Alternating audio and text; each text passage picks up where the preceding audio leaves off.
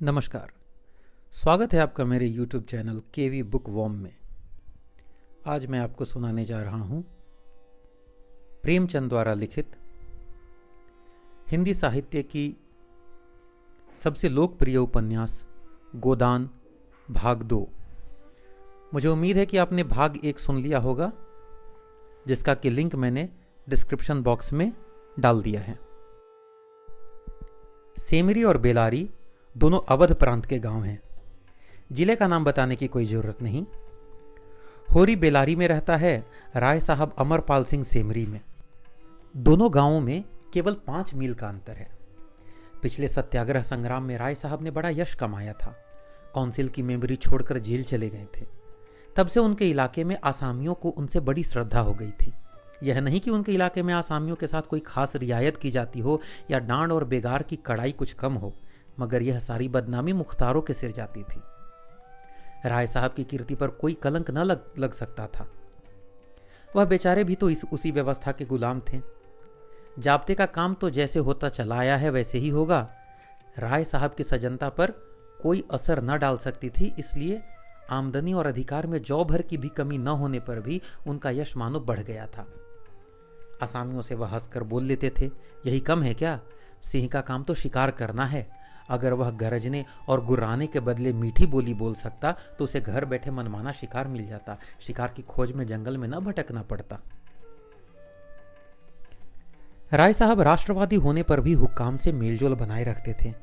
उनकी नजरें और डालियां और कर्मचारियों की दस्तूरियां जैसी की तैसी चली आती थी।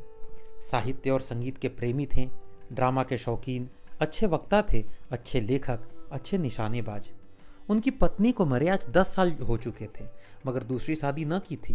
हंस बोलकर अपने विधुर जीवन को बहलाते रहते थे। होरी ड्योढ़ी पर पहुंचा तो देखा जेठ के दशहरे के अवसर पर होने वाले धनुष यज्ञ की बड़ी जोरों से तैयारियां हो रही हैं। कहीं रंगमंच बन रहा था, कहीं मंडप, कहीं मेहमानों का आतिथ्य गृह, कहीं दुकानदारों के लिए दुकानें। धूप तेज हो रही थी, पर राय साहब खुद काम में लगे हुए थे। अपने पिता से संपत्ति के साथ साथ उन्होंने राम की भक्ति भी पाई थी और धनुष यज्ञ को नाटक का रूप देकर उसे शिष्ट मनोरंजन का साधन बना दिया था। इस अवसर पर उनके यार दोस्त, हाकिम, हुक्काम सभी निमंत्रित होते थे और 2-3 दिन इलाके में बड़ी चहल पहल रहती थी। राय साहब का परिवार बहुत विशाल था। कोई 150 सरदार एक साथ भोजन करते थे। कई चच्चा थे, दर्जनों चचेरे भाई, कई सगे भाई, 20 नाते के भाई। एक चचा साहब राधा के अनन्य उपासक थे और बराबर वृंदावन में रहते थे। भक्ति रस में कितने ही कविता रच डाले थे और समय समय पर उन्हें छपवा कर दोस्तों को भेंट भी कर देते थे। एक दूसरे चचा थे जो राम के परम भक्त थे और फारसी भाषा में रामायण का अनुवाद कर रहे थे। रियासत से सबके वजीफे बंधे हुए थे, किसी को कोई काम करने की जरूरत न थी। होरी मंडप में खड़ा सोच रहा था कि अपने आने की सूचना कैसे दें कि सहसा राय साहब उधर ही निकले आए और उसे देखते ही बोले, अरे तू आ गया होरी, मैं तो तुझे बुलवाने वाला था। देख, अब की बार तुझे राजा जनक का माली बनना पड़ेगा, समझ गया ना? जिस वक्त श्री जानकी जी मंदिर में पूजा करने जाती हैं उसी वक्त तू एक गुलदस्ता लिए खड़ा रहेगा और जानकी जी को भेंट करेगा। गलती ना करना। और देख, आसामियों की ताकीद करके यह कह देना कि सब के सब शगुन करने आए। चल मेरे साथ कोठी में आ, तुझसे कुछ बातें करनी है। वह आगे आगे कोठी की ओर चले, होरी पीछे पीछे चला। वहीं एक घने वृक्ष की छाया में एक कुर्सी पर बैठ गए और होरी को जमीन पर बैठने का इशारा करके बोले, समझ गया मैंने क्या कहा? कारकुन को तो जो कुछ करना है वह करेगा ही, लेकिन आसामी जितने मन से आसामी की बात सुनता है, कारकुन की नहीं सुनता। हमें इन्हीं 5-7 दिनों में 20,000 का प्रबंध करना है। कैसे होगा समझ में नहीं आता।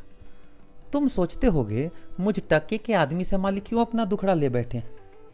किससे अपनी मन की बात कहूं? न जाने क्यों तुम्हारे ऊपर विश्वास होता है। इतना जानता हूं कि तुम मन में मुझ पर हंसोगे नहीं, और हंसो भी तो तुम्हारी हंसी मैं बर्दाश्त कर सकता हूं। नहीं सह सकता उनकी हंसी जो अपने बराबर के हैं, क्योंकि उनकी हंसी में ईर्ष्या, व्यंग और जलन है। और वे क्यों ना हंसेंगे? मैं भी तो उनकी दुर्दशा और विपत्ति और पतन पर हंसता हूं, दिल खोलकर, तालियां बजाकर। संपत्ति और सहृदयता में बैर है। हम भी दान देते हैं, धर्म करते हैं, लेकिन जानते हो क्यों? केवल अपने बराबर वालों को नीचा दिखाने के लिए। हमारा दान और धर्म कोरा अहंकार है, विशुद्ध अहंकार। हम में से किसी पर डिग्री हो जाए, कुर्की आ जाए, बकाया माल गुजारी की इल्लत में हवालात हो जाए, किसी का जवान बेटा मर जाए, किसी की विधवा बहू निकल जाए, किसी के घर में आग लग जाए, कोई किसी वेश्या के हाथों उल्लू बन जाए या अपने आसामियों के हाथों पिट जाए, तो उसके और सभी भाई उस पर हंसेंगे, बगले बजाएंगे, मानो सारे संसार की संपदा मिल गई है। और मिलेंगे तो इतने प्रेम से जैसे हमारे पसीने की जगह खून बहाने को तैयार हैं। अरे और तो और हमारे चचेरे, फुफेरे, ममेरे, मौसेरे भाई जो इसी रियासत के बदौलत मौज उड़ा रहे हैं, कविता कर रहे हैं और जुए खेल रहे हैं, शराबे पी रहे हैं और अय्याशी कर रहे हैं, वे भी मुझसे जलते हैं। आज मैं मर जाऊं तो घी के चिराग जलाएंगे। मेरे दुख को दुख समझने वाला कोई नहीं। उनकी नज़रों में मुझे दुखी होने का कोई अधिकार है ही नहीं। अगर मैं रोता हूं तो दुख की हंसी उड़ाता हूं। मैं अगर बीमार होता हूं तो मुझे सुख होता है। मैं अगर अपना ब्याह करके घर में कलह नहीं बढ़ाता तो यही मेरी नीच स्वार्थपरता है। और अगर ब्याह कर लूं तो वह विलास अंधता होगी। अगर शराब नहीं पीता तो मेरी कंजूसी है। शराब पीने लगूं तो वह प्रजा का रक्त होगा। अगर अय्याशी नहीं करता तो अरसिक हूं। अय्याशी करने लगूं तो फिर कहना ही क्या।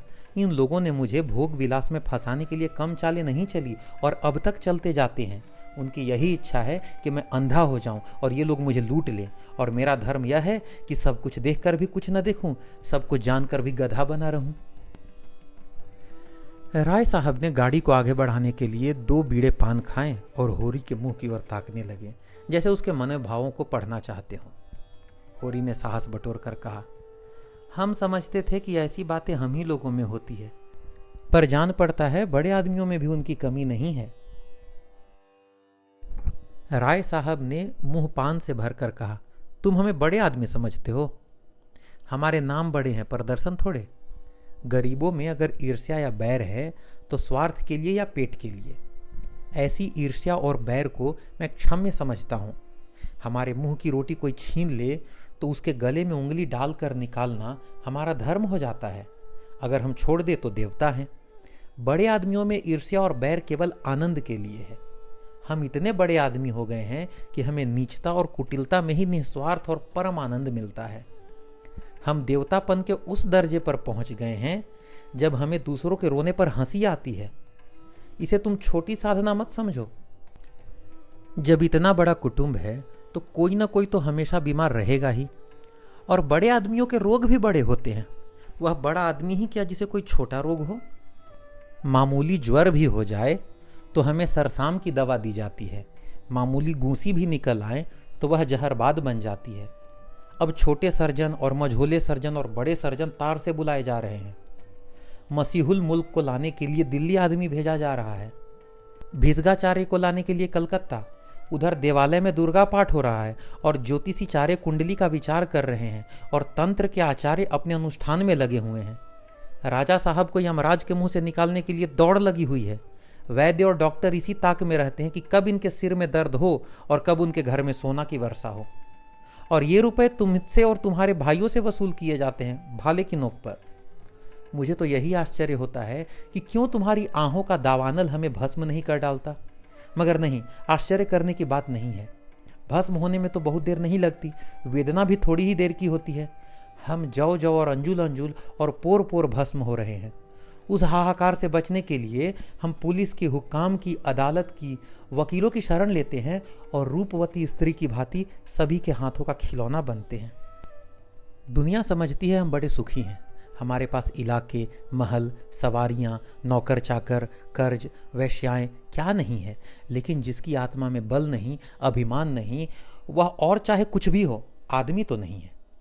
जिसे दुश्मन के भय के मारे रात को नींद न आती हो, जिसके दुख पर सब हंसे और रोने वाला कोई न हो, जिसकी चोटी दूसरों के पैरों के नीचे दबी हो, जो भोग विलास के नशे में अपने को बिल्कुल भूल गया हो, जो हुक्काम के तलवे चाटता हो और अपने अधीनों का खून चूसता हो, मैं उसे सुखी नहीं कहता।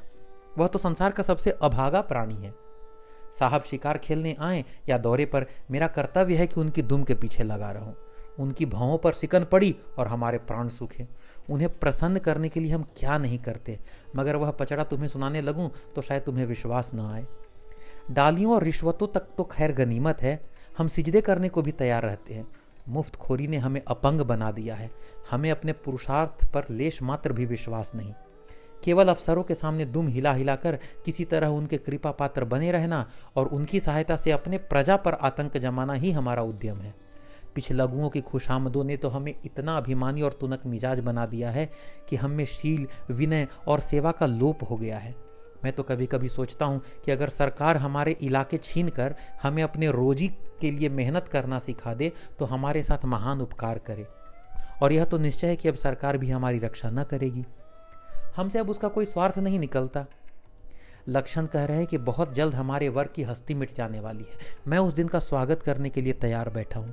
ईश्वर वह दिन जल्दी लाए। वह हमारे उद्धार का दिन होगा। हम परिस्थितियों के शिकार बने हुए हैं। यह परिस्थिति ही हमारा सर्वनाश कर रही है और जब तक संपत्ति की यह बेड़ी हमारे पैरों से न निकलेगी तब तक यह अभिशाप हमारे सिर पर मंडराता रहेगा। हम मानवता का वह पद न पा सकेंगे जिस पर पहुंचना ही जीवन का अंतिम लक्ष्य है।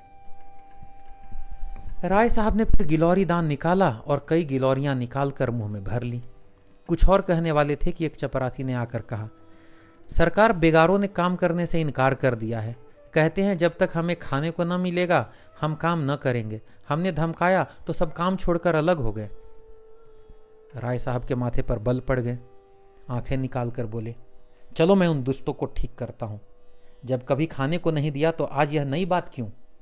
एक आने रोज के हिसाब से मजूरी मिलेगी जो हमेशा मिलती रही है और इस मजूरी पर काम करना होगा, सीधे या टेढ़े। फिर होरी की ओर देखकर बोले, तुम अब जाओ होरी, अपनी तैयारी करो। जो बात मैंने कही है उसका ख्याल रखना। तुम्हारे गांव से मुझे कम से कम 500 की आशा है। राय साहब झल्लाते हुए चले गए। होरी ने मन में सोचा, अभी यह कैसी कैसी नीति और धर्म की बातें कर रहे थे और एकाएक इतने गर्म हो गए। सूर्य सिर पर आ गया था। उसके तेज से अभिभूत होकर वृक्ष ने अपना पसार समेट लिया था। आकाश पर मटियाली गर्द छाई हुई थी और सामने की पृथ्वी कांपती हुई जान पड़ती थी। होरी ने अपना डंडा उठाया और घर चला। शगुन के रुपए कहाँ से आएंगे, यही चिंता उसके सिर पर सवार थी। और गोदान की भाग 3 सुनने के लिए इस वीडियो को लाइक करें, शेयर करें और हमारे चैनल को सब्सक्राइब करें। धन्यवाद।